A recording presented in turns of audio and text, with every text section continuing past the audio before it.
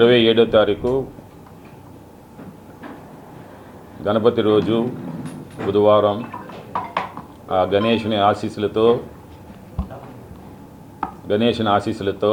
ముఖ్యంగా అన్ని ఎలక్షన్స్ కూడా దుర్గాలమ్మ ఆశీస్సులతో అదే ప్రాంతం నుండి మా యొక్క ఊరేగింపుని ఎలక్షన్ క్యాంపెయినింగ్ స్టార్ట్ చేయడం ఒక ఆనవాయితీగా వస్తూ ఉంది. ఆ అమ్మవారి విజయాన్ని కూడా ఆ రకంగానే మాకు అందిస్తూ ఉన్నారు. మరి ఈసారి కూడా అదే ప్రాంతం నుండి దుర్గాలమ్మ ఆశీస్సులతో ఇక్కడ కొబ్బరికాయ కొట్టి 9 గంటల ప్రాంతంలో వైవి సుబ్బారెడ్డి గారి కూడా నేతృత్వంలో ముఖ్యంగా ఝాన్సీ మేడం గారు, ఎంపీ గారు, బొత్స సత్యనారాయణ గారు వీరందరి సమక్షంలో మా వైఎస్ఆర్సీపీ అధ్యక్షులు శ్రీ కనకారెడ్డి గారు నేతృత్వంలో ఆ వార్డుని మేమేమో ప్రారంభోత్సవం చేస్తాము. ఆ వార్డు అంతా పూర్తిగా ఆ రోజు మ్యాక్సిమంగా కవర్ చేస్తాము. ఆ తర్వాత ఇంకొక 2 days కంప్లీట్గా డోర్ టు డోర్ క్యాంపెయినింగ్ ఏమో 3 days పెట్టుకుంటున్నాం ఒక్కొక్క వార్డు కూడా. ఆ మాదిరిగా ప్రతి 14 వార్డులు కూడా 3 రోజులు చొప్పున కంప్లీట్ చేసుకుంటాము. అదే రోజు నుండి అదే మరుసటి రోజు 28వ తారీఖు నుండి వార్డుల్లో 14 వార్డుల్లో కూడా మా నాయకత్వం ఏమో డోర్ టు డోర్ క్యాంపెయినింగ్ పెట్టుకుంటారు. 14 వార్డులు కూడా అంటే ఒక వార్డులో నేను పూర్తిగా తిరగడము, పెద్ద ఎత్తున భారీ ర్యాలీతో, మిగతా వార్డులు కూడా ఐడియల్ అయిపోకుండా అక్కడుండే నాయకత్వం ఏమో డోర్ టు డోర్ క్యాంపెయినింగ్ చేస్తారు. యూత్ ఏమో బైక్ ర్యాలీలు చేస్తారు. ప్రతి వార్డులో కూడా బైక్ ర్యాలీస్ ఉంటాయి.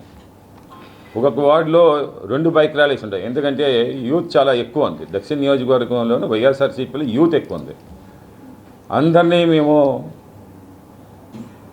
మోటివేట్ చేయవలసిన బాధ్యత మాకుంది. మాకేం పని చెప్పలేదు, ఖాళీగా ఉన్నామని చెప్పకుండా వారి యొక్క సహాయ సహకారాలు అందుకోవాలి. వారి యొక్క పార్టీకి సేవలు మేమేమో వాడుకోవాలి. వారు యాక్టివ్గా తిరుగుతూ ఉంటే 10 మంది ఇన్ఫ్లుయెన్స్ అవుతూ ఉంటారు. యూత్కి ఏంటంటే యూతే డ్రైవింగ్ ఫోర్స్, యూతే డ్రైవింగ్ ఫోర్స్ అన్నమాట. ఈరోజు జనసేన విరవీగుతూ ఉంది. ఆ విరవీగడానికి మా యూతే జవాబు చెప్తారన్నమాట. మా యూత్ ఏంటి అనేది చూపిస్తాం ఈ ఎలక్షన్స్లో అన్నమాట. సో తర్వాత మేమేమో ఎవరైతే తటస్థంగా ఉన్నారో గత 4 రోజుల నుంచి మీరు చూస్తూ ఉన్నారు. మన ప్రతి ఒక్కరికి ఇంటికి కూడా వెళ్తూ ఉన్నాం. సీనియర్ నాయకులు, తటస్థంగా ఉండేవాళ్ళు, సంఘం పెద్దలు, కుల పెద్దలు, ముఖ్యంగా జాలారే కమిటీలో ఉండే కుల పెద్దలు ఇంటికి వెళ్ళాము. మన 39వ వార్డులోని ముస్లిమ్స్ పురాతనమైన అంటే మా నాన్నగారితో సహా ఉండేవాళ్ళు, మా తాతగారితో చేసేవాళ్ళు, అలాంటి ముస్లిమ్స్ పెద్దలు బాబు హజారే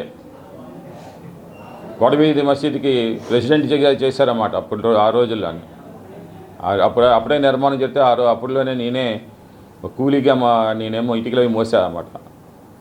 సో అలాంటి వాళ్ళందరినీ కూడా ఈరోజు కలిస్తే ఎంత చిన్నవాడివి ఈరోజు ఎమ్మెల్యే అయిపోయామని చెప్పి హత్తుకుంటాం అన్నమాట.